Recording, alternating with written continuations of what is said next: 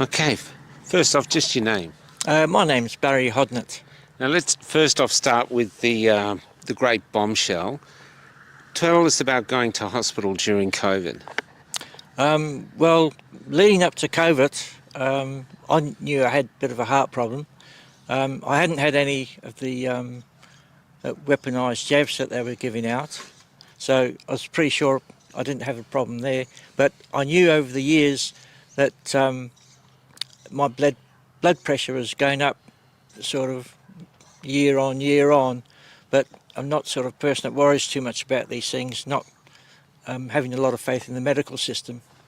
But it came to a stage where I was walking probably 250 miles with, 250 metres with 5 kilos of shopping over my shoulder, and I stopped. I just couldn't walk any further. I was out of breath and stopped for a while and then continued home, which wasn't too far.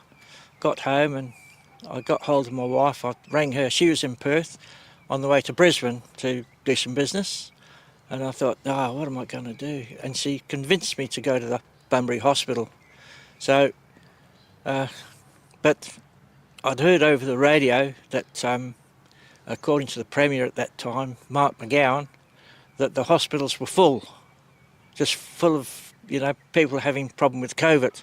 And he'd always give the numbers of how many people were getting sick and what's happening there. And I was dreading going into emergency about 9 o'clock at night on a Sunday. I thought, oh God, what am I going to do?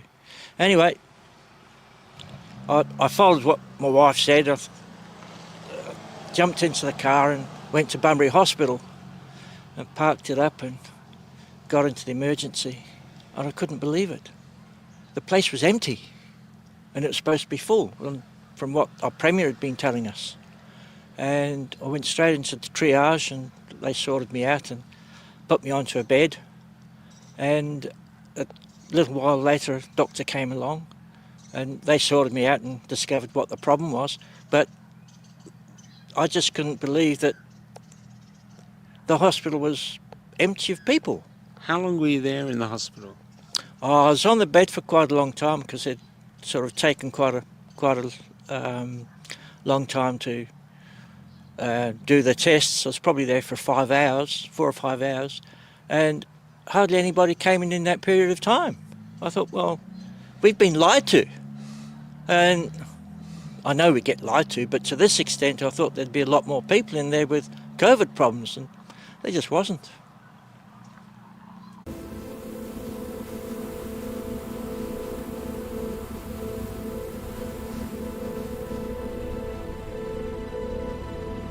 So you were saying when you were young, you used to stutter. Now I remember stuttering was a huge problem when I was young, not with me, but people had it. Yeah. How bad was your stutter? Well, when you're in high school, sometimes you've got to read a book or tell a story to the rest of the class. And I'd done all my preparation, but when I got to the front of the class, nobody really noticed how nervous I was, and I just stutter, and I just couldn't get the words out. And a little bit later in life, when you're stuttering, you want to ask a girl out, and you walk up to her and you have a chat with her, and you're that nervous, I couldn't get the words out, and I'd just walk away. But I realised in time I had a problem, bad problem. How did you overcome it? Because it was a really powerful thing to overcome. One of the kings had it during World War II. That's right too. Yeah. It was absolute total concentration and breathing, and I got out of it myself. It took quite a long time, but it was just full concentration and breathing. What do you mean breathing? Just before you spoke, you... Yeah, just breathe good deep breaths before I spoke and concentrate. And how long did it take you to get through that? A couple of years. Yeah. Yeah. And you felt yourself getting better at it? I mean, you're amazing now. You haven't stuttered at all. Well, I amazed myself that I'm not stuttering now. No, I mean, it worked for me. Yeah. And now I can ask a nice lady out. Yeah. Can I ask you, how were you taken around with the stuttering? Was it hard to be in social gatherings because you... Oh, absolutely. I became much of a loner. I was very much a loner because of it. I couldn't talk to anybody. It was certainly a handicap. Yeah. Yeah. I mean, I say that now, but I've never used that word before because I haven't gone back and thought about it. When you had it though, do you know where it came from? Were you stuttering as a little kid? Did it come on in school? Yeah, it certainly came on in school, probably high school. Uh, Maybe part of that was because I'd gone to another school with a different language. And What do you mean a different language? I don't want to go too deep into this, but my parents sent me to a school that spoke the Afrikaans language. I was the only English-speaking Oh, you guy were in there. South Africa. Well, different parts of Africa, but they sent me to school in South Africa. Okay. And probably when I had to think of Afrikaans words talking to people, I'd sort of get past the word out and not the rest. Yeah. But I don't really know. Yeah. But I was certainly quite nervous at that school for a while because they all didn't like the English because of what the English did to the Afrikaans nation. Oh, so you not only had to stutter, but you had to learn another language too. right. You poor bastard. Just to make it especially hard. It was, yeah. But you got through it. Well, you have to. Yeah. You got no choice. Yeah. We are responsible for ourselves. Yeah. What did you end up doing as a job? Well, from there I went to an agriculture college in the old country called Rhodesia, and then did my army service there. And then I came to Australia, not knowing anybody, basically not knowing anything, and ended up in shearing teams for 25 years. A shearer. Wow. Yeah. That's a hell of a hard job. Like every job, it's what you make it. I loved it. Were It you was the shearer? You were Yeah. actual shearer? yeah. How did you manage to sustain your back? Because I know, or did that sling come in then? Oh, the sling came in about 5 years before I stopped.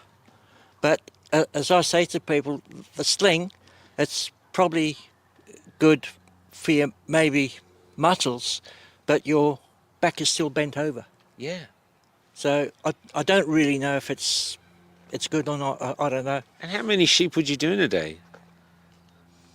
That's a very difficult question. There's so many variations. I'd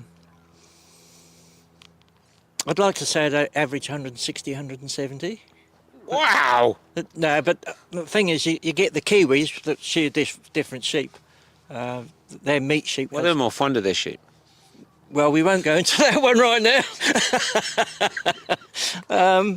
It's more of a romantic engagement. Where the Kiwis go for a strip show, the shearing shed. Yeah, right. Anyway, we won't get stuck into the Kiwis. They're good people, mighty people. But the Kiwis, they'll do figures of 330, 350 a day on a neck. Wow. They're different sheep, different conditions. But When when they you are good shearers. and so did you just do it around this area, or you went all over Australia?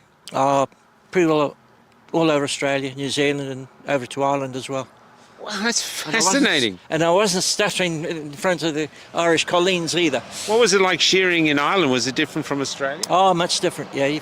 You shear out in the field, Oh, and sometimes you've got to go and gather the sheep, and you gather the sheep, and then they're jumping over the rock walls, so you've got to do it all over again. But you're still it was using fun. the electric one? Yeah, it's all electric, yeah. Yeah. And in Australia, so you saw Australia in your time very different from Australia now, when you were shearing as a young fellow.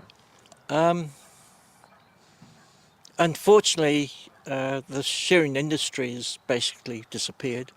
At the peak of the game of shearing, there was about 190 million sheep. Now there's about 60 million sheep left. I mean, there's still shearers, obviously, but there are pressures on the wool industry to get rid of the sheep, basically. Oh, really? Well, in WA now, they're banning the live export of sheep. Yeah. But the people that are buying the sheep off us, they've got to buy them from somewhere else now. Yeah. So it's just what's happening. It's going to decimate the country areas. Did you, when you were a shearer, you travelled with a team of shearers, you were saying? Oh, you'd be with the team for maybe 4 or 5 months, and then they'd run out of work, the contractor, and you'd have to jump on the phone or look in the Saturday's paper, the employment section, and go through the contractors and start ringing up and find another job. So can I ask, when you were in one of these Shearers teams, was it very politically correct where you never swore or never said anything out of place? Fuck off. I am laughing up here.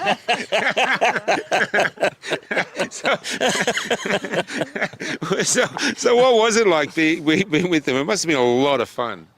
Oh, it was fun all the time. It had to be. Yeah. Now, in the station country, with the shearing, it's mostly all blokes. Yeah. A lot of time you'd certainly have a female cook, but there could be up to 20 guys in a team in the bigger teams, and that was a lot of fun. Yeah. Yeah, all good guys. It was hard work. Have a few drinks after work and have a good tea. If the cook wasn't much good, you'd get rid of them and get another one. Yeah, yeah, that's right. Yeah, and was there a lot of drinking too, or they were dry sheds? Oh, no such thing as a dry shed. But I love it. I mean, there are alcoholics there. Yeah, but yeah. they put a good day's work in. That's no problem. Most of the guys were good. But it's just like getting guys anywhere else. I mean, you work hard. You have a couple of drinks after work, and it's normal. In these shearing sheds in the height of summer, these shearing sheds were well appointed and air conditioned. Yeah, you're waiting for the Fremantle doctor to come up the chute to cool you down. But how did you put up with that heat? You drink a lot of water because you're sweating from. Once you start shearing, half an hour, it doesn't matter the temperature, you're sweating. Yeah.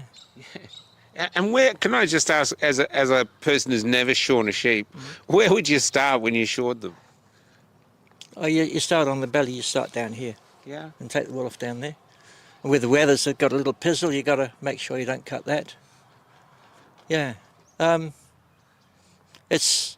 I was probably very fortunate. I started off as a rouseabout in a place called Campbellup, and there were 2 Kiwis in the team and 2 Aussies in the team, 4-stand shed, and these guys realised that I could work, and they were more than happy to show me how to shear. Wow. Yeah, no, they're great guys. Yeah. So it was a real mateship. Oh, all the way. So you miss it. I'd rather be back there than what I did for my later work. What was the later work? I was a courier around Perth. Okay. Yeah. Which was completely different. You're still dealing with sheep.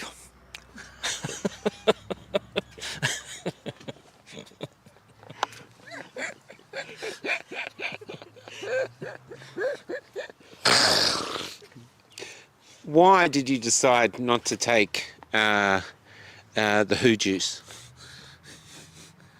Well, I was sick as a little kid. A bit of a weed of a bloke, I suppose you'd say. Yeah. As I say to people, I was probably born in a drought year. Yeah. So there wasn't much feed around. And so I had to look after my health. No smoking, lots of exercise, lots of running. And that's how I was as a real youngster. And then going into shearing teams, I had to be at the top of my peak. It's a bit like you've got an animal that's working hard. You feed them properly, and I realised I'm that animal, and I have to look after myself. Yeah. So you decided what goes in your body. Absolutely. Yeah. And I met a guy that was he was shearing at the time. He was one of the guys that taught me to shear, and he was very keen to be a naturopath. And he started natural therapies, and he used myself and a couple of other guys to practice the iridology on, and he'd tell us our characteristics and what was right and wrong with us. And he told us about the contents of vaccines back then. I was 27. Wow. And I thought, no, these things are bad. Never had one since. Wow. Yeah.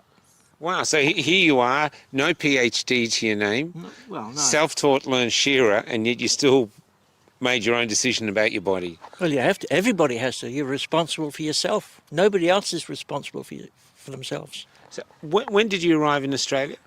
1974. So 1974, from where it was then, where every car you see would have been made in Australia, everything was made, Pretty well. to where you are now, what have you seen and what are your thoughts on where we are as a country now? Well, we've got a wonderful country that's going downhill fast. It's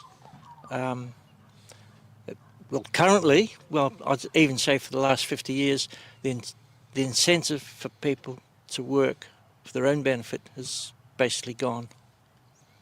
There's no point working hard. Yeah, because there's nothing to gain. No. Yeah, what are you concerned about digital ID or anything else coming forward, or you don't bother by any of that? I don't understand computers, why would I? No, cash all the way. Yeah. But you have to do what's practical, what you understand. Yeah. And a lot of people got different understandings. It might be good for the young ones, they understand computers, but I keep pressing the wrong buttons. Ask my wife. Maybe pressing the wrong buttons is why you're doing so well. Well, I've got grade bomber friends where I am with people that have gone down the same health track. So, do you feel the last 5 years, have you benefited or not benefited from making the decisions you did? Has your life changed in the last 5 years because of that decision? It has, because my wife and I had different aspects of this COVID nonsense. So we're no longer together, unfortunately. She's a good lady. I'll always say that. So the jab is what split you up? Or We still participated? had differences between that, and that certainly didn't help. And she didn't want to know anything about what I was talking about for a long time, because I've been into health issues, trying to understand things, and also political things that are happening around the world, and she wasn't interested. So, It made life very difficult. yeah, this has happened all through. Yeah. Can I ask, are you on the hunt for anyone? Have you met anyone new? I'm currently by myself, and I'd rather have a good mate with me. Yeah. Yeah. And if you were undressing this new mate, would you use the same technique as you do shearing sheep? I'm not a Kiwi.